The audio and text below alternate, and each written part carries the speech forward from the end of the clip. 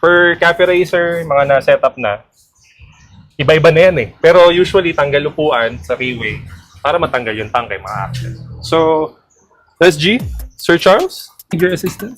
Alright. Yeah.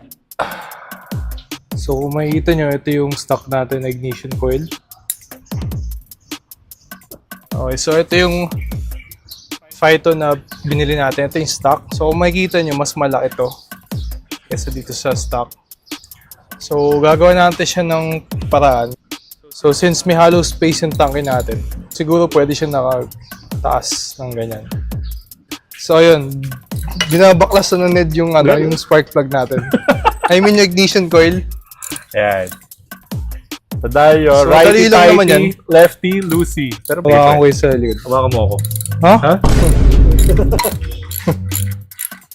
Yo! Ayan, okay na pre. Okay.